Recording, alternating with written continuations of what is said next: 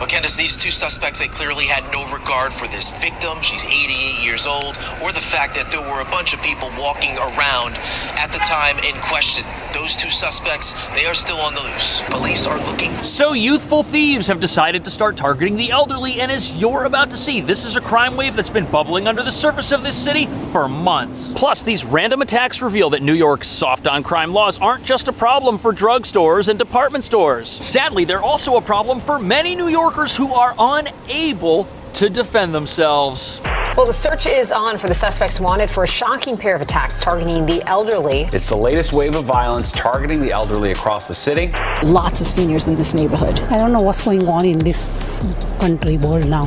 Police are looking for these two suspects, a man and a woman, riding push scooters. The surveillance video shows the man wearing a shiesty, a nickname for a nearly full face mask. A man emerges, muttering to himself. As the dog stops to sniff around, the creep doubles back. The video's so disturbing, we had to stop it.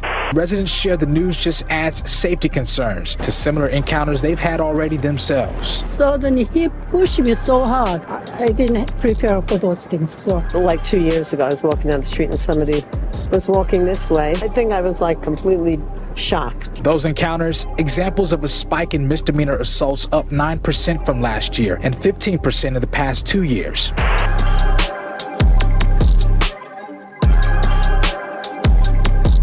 So random attacks on seasoned New Yorkers are part of a disturbing new trend. But what nobody's talking about is even though random attacks aren't new in New York, this crime wave targeting the elderly, it's the next logical step along the path of lawlessness being forged by our justice system. A system that does everything it can to protect criminals from the consequences of their actions, which is why unheard of crime patterns are becoming the new normal. And this all started with New York's progressive push to decriminalize petty crime across the state, a move which now allows people to steal things and walk free over and over again as long as it's not more than $1,000. But even though the first victims of this petty crime decriminalization were businesses, they're now locking down, doing things that might protect their stores but force that crime that they were experiencing to go elsewhere. And now all of those criminals are out looking for new targets. Speaking of Target, if you enter one, you'll see row after row of progressive product lockers, preventing even the most basic of items from walking out of the store by themselves. Plus, department stores like Macy's are doing something similar, chaining up their merchandise with bike locks. Because in a city that won't lock up its criminals, everything they steal has to get locked up instead. And that brings us to the real reason why the elderly are now being targeted by thugs in broad daylight on the side of the street. These opportunistic criminals are just following the path of least resistance, and they've frighteningly become tempted and incentivized to lash out at the elderly and vulnerable, people who deserve our respect and admiration for having overcome so many of life's obstacles, but are now faced with another struggle, one that you're about to see is being allowed to overtake them on purpose.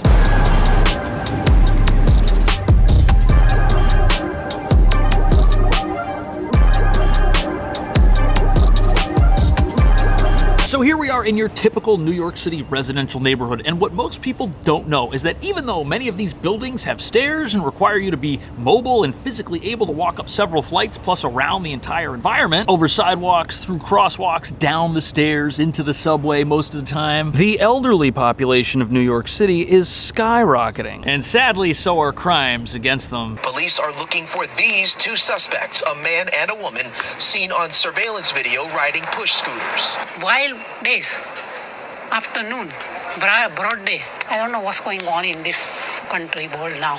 The surveillance video shows the man wearing a shiesty, a nickname for a nearly full. So in a neighborhood, kind of like this one, on a sidewalk just like this, in the middle of the day, an older individual, 88 years old, was robbed in broad daylight. And the audacity of such a crime is just shocking. This was in the middle of the day, when everyone could see what was going on, yet the thieves didn't care, even though they were caught on security camera. And these two bandits were just pushing their razor scooters right down the sidewalk, which is almost as frightening as the fact that they were able to escape without getting arrested. Now, of course, the criminal sympathizer crowd will say that it's only natural for crimes targeting the elderly to increase as their percentage of our overall population increases. After all, if New York City's older population is rising at a time when its younger population is shrinking, finding it increasingly impossible to live here because things are so expensive, perhaps crime will follow that trend. But come to think of it, in the past, you never had stories of 250 250-pound football player-looking-ish individuals getting robbed by people pushing razor scooters. But the security camera footage reveals there's a specific reason these crimes of opportunity are now taking place. The surveillance video shows the man wearing a shiesty, a nickname for a nearly full face mask, and a Black Raiders t-shirt. Alongside him, a woman, unmasked. They both rode up the block and out of sight, where police say they tried to snatch the victim's purse. And of course, when the target did not let go of their personal belongings, these younger, more powerful criminals decided to overpower the victim and take what they wanted. Just disgusting, and we have no idea who these people are, even though one of them wasn't wearing a mask. Now, of course, some of you are going to say, well, these are the predictable results of decriminalizing robbery. More people will get robbed. And these are also the predictable results of decriminalizing assault. More people will get assaulted. But in a city that doesn't punish crime, we all have to accept that this is becoming a new, terrible nightmare of a reality that every single person has to live with. And once the crooks get caught, they'll probably end up getting released on some reason that, oh, they didn't mean it, or oh, it was an accident, or oh, it was self-defense, some kind of nonsense. But as awful as something like that is, here's what makes these attacks even more frightening. There's lots of seniors in this neighborhood. Karen Muhammad, who works in the neighborhood, says she's surprised something like this happened on such a busy block. It's scary.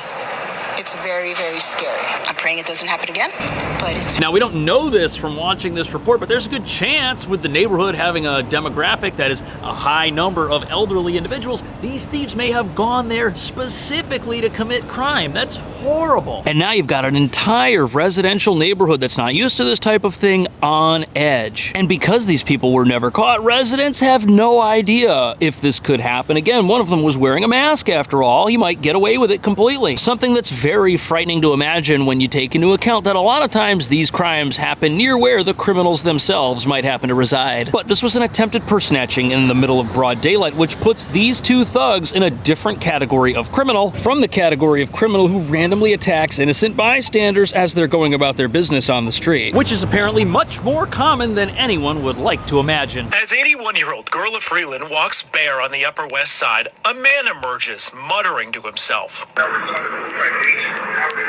As the dog stops to sniff around, the creep doubles back. The video so disturbing we had to stop it. So this next category of attack, very frightening because it involves two separate individuals who were muttering to themselves and kind of wandering aimlessly, who then just decided to strike out of nowhere. And what's extremely frightening about this is we have a high number of people on the streets of this city acting erratically all the time. And even though this is a red flag, strange, bizarre behavior, since that's happening all around us, that is also part of a new reality we've now got to get used to here. And yes, the city of New York does have a massive challenge in front of it dealing with mental health. This is an increasing humanitarian crisis that we're also dealing with in this city, but it also means that as we move around, just in general, we've got to be more on guard than ever before, especially people who might appear to be vulnerable, putting themselves at potential risk from a random unprovoked incident. But now the question is, how big of a deal is this? Are these just random news reports that are designed to scare people, or is there really something to this? Do we have actual numbers? Some lifelong New Yorkers now fearing they've become an easy target.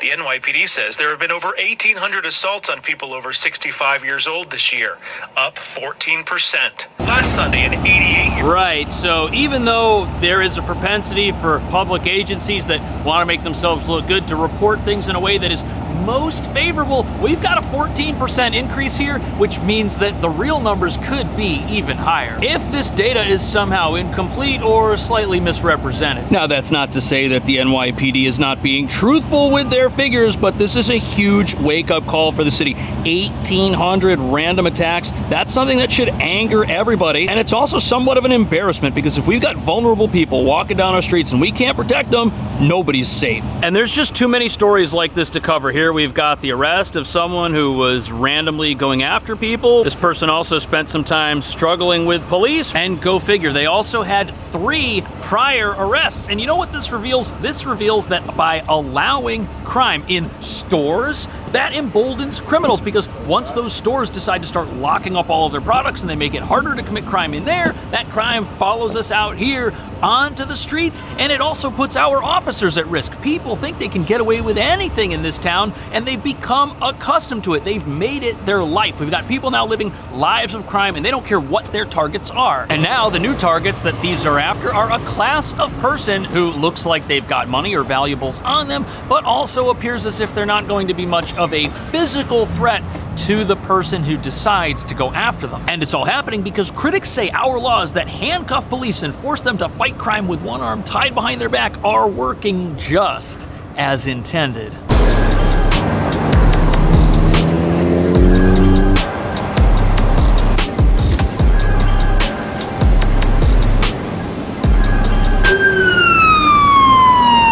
So those officers, 2 police cars, 4 police, they were all right here responding to something at this CVS, but that reveals the first of many problems that are leading to these random attacks. We don't have enough police. Those 4 officers that were right here, they were here when they couldn't be elsewhere. We don't have enough cops right now to keep everybody safe. And by next year, we're gonna have the lowest number of police that we've had in the city in the last 10 years, which is a big problem. And once criminals figure out that there really isn't any law enforcement presence anywhere, the rest of us are gonna pay for it. In fact, we already are. Yet the police are trying to take steps to protect the general public. However, recent reforms that critics say are necessary might be preventing their ability to do that. Now this, as you mentioned, an outside audit examining the NYPD discipline methods, and it comes by request of a federal judge now overseeing reforms on the force, and all flowing from that watershed 2013 stop and frisk ruling when a federal court deemed the NYPD stop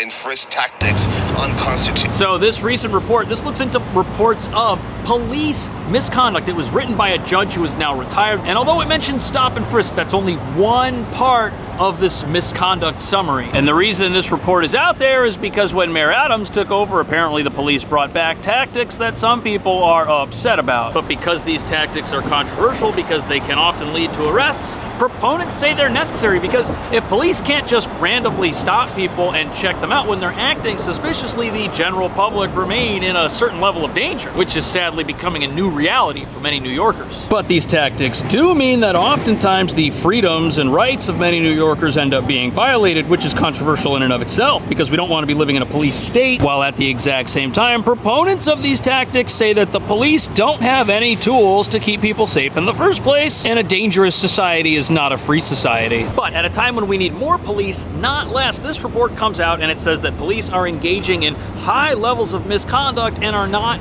punished appropriately by their police departments. It accuses senior police officials of letting certain things slide that put the public in danger, when the public is already in danger. Now, more than a decade later, the independent report finding most of the dozens of stop and frisk violation cases under NYPD internal review resulted in reduced penalties or no discipline. The report, knowing the police commissioner office. So I'm not denying that we need accountability from our public institutions, but what's crazy about this is at a time when we've decriminalized crime and many people want harsher penalties for our criminals, here we are with reports where we want harsher penalties for police. They're the only ones that get punished for doing anything wrong. Yet this guy right here was charged with second-degree assault after attacking someone, and he was released after his arraignment. Now, none of this means we should be willing to give up our rights to walk down the street safely. No, absolutely not. But in a city where people taunt the police to their faces and yell at them and say things like, "You can't touch me, bro," there has to be some middle ground here. They have to be able to do something to keep people safe. But no, they can't do anything, and now you've got thugs fighting with them when they get arrested, knowing they'll get released within hours of that happening. And even though stop and frisk type tactics are incredibly controversial, and we certainly don't want to be stopping people for no reason, the opposite of that, by not stopping anyone, you've now got criminals walking around. They might have weapons in their backpacks. They feel totally emboldened, and they know that nothing is going to happen, and walking right past police on their way to commit some sort of crime. But fascinatingly, we have a recent real-life example of what can happen when police are allowed to pursue someone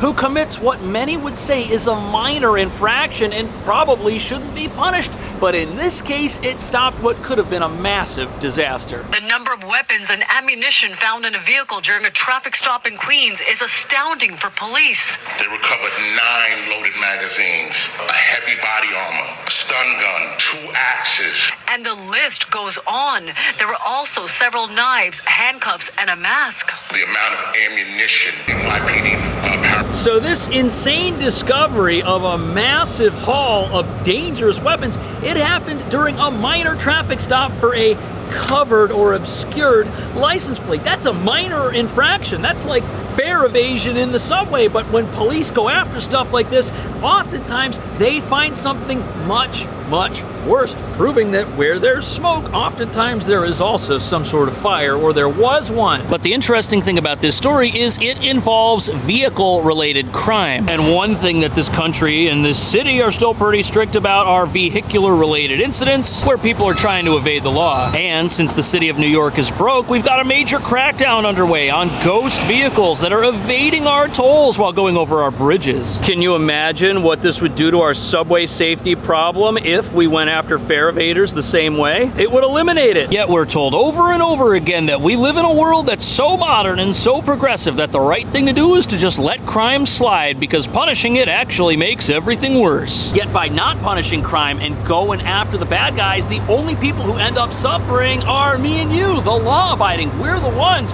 who end up paying for what happens when you just let it slide. That's not the right thing to do. It can't be, because that's what we're doing, and it's leading to attacks now on elderly individuals for absolutely no reason. Well, we know the reason. The criminals fear nothing and they think they'll get away with it. They know they'll get released after they get arrested. Is that what's happening? Should there be harsher penalties for people who attack someone who's vulnerable, or should we just have penalties in general when that happens? Let me know. Thank you so much for watching. I will see you in the next video.